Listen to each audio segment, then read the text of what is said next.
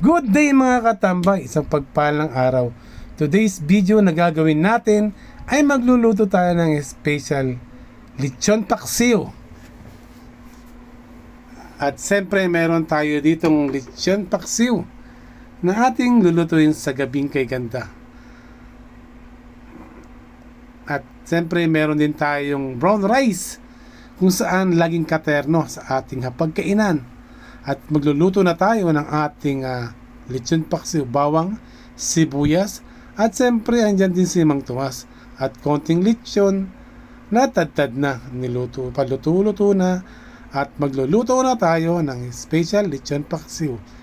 Ito, bawang na ating ginigisang maigi para mag golden brown. Sasabayan na rin natin siyempre siya ng sibuyas. Yan, at ating ginigisan na. At bumili sana akong lechon na malaki. Naisipan ko na malita lang muna. Sana lang tayo mabibili ng pinakamalaki kung may handaan na. Ayan, tira-tira ang ating sa gabing kay ganda, no? At naglagay tayo ng paminta na durog. At ito na, igigisa na natin ng maigi ang ating lechon paksiw sa gabing kay ganda. Ayan, medyo mainit na, no? Mainit po ang ating panahon sa gabing kay ganda. Magkapa mag-iinit. At inom-inom po kayo ng tubig, no? At habang tayo nagluluto, tayo minom din sa ng tubig. At ayan, lagyan na natin siya ng mineral water. Nang sa ganun na pakukulaan natin siya.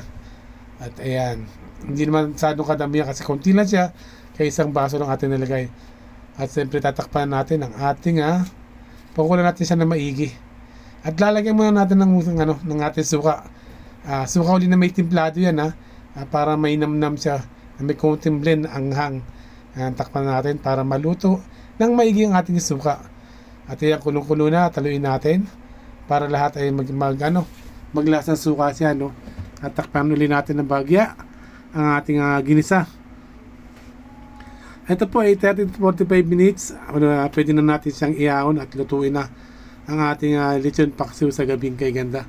Ayos sa ating mga katambay, kung di ka pa subscribe, like and share and follow lang ang ating channel, no, mga kapatambay ko, upang lumago tayo sa ating gawain sa gabi kay ganda. Basic at simpleng lutuin ang ating lechon paksiw. Ayan, at kulong-kulo na ang ating ginisa na isang tasa na na tubig natin lagyan. At lalagyan natin ang ating si Mang Tomas, no, si paring Mang Tomas. Ilalagay natin sa ating ginisang pork na lechon, no. At ayan, at dalawa siya. At parang malabnaw pa, no? Malamya pa ang kanyang kulay. Hindi pa masyado pumuputok ang ating sarsa. At yan, halu-haluin natin ng maigi na sa ganun ay lagyan natin sa mga ilang ingredient na unti-unti. Para mamaya kung titikin na lang tayo at iodized salt. Ayan. Haluin ulit natin. At ayan natin siyang maluto ng maigi.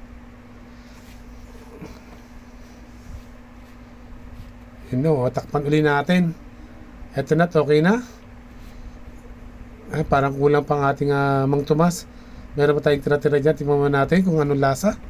Yun, parang okay na. Kulang pa ng ating kulang tayo ng patis at konting Mang Tomas pa. Lalagyan pa natin siya ng bagya. Konti lang. Dahil konti lang din naman ang niluluto natin. 2 to 3% lang ating luto sa gabing kay ganda ng mga katambay. At ito na po ang ating isa pang Mang Tomas nalagay natin. Dahil parang kulang sa kulay. Yun. Taluhaluin ulit. Ayan na. Mag-brown na siya.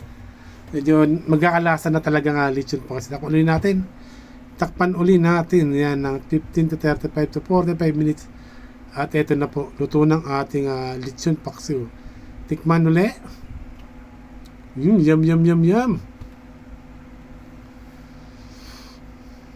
At siyempre, habang pinakulan natin yan, mega love shoutout natin ng mga kaibigan natin dyan. Mula Luzon, Visayas at Mindanao. Ito na, luto ng ating lechon paksiw, no? Isang lang siya. Yum. Boom! Maraming salamat sa inyo lahat mga kapatid, no? Sa mapagpalang araw. Mula Luzon, Visayas at Mindanao. Thank you for watching. God bless inyo lahat dyan mga kapatid.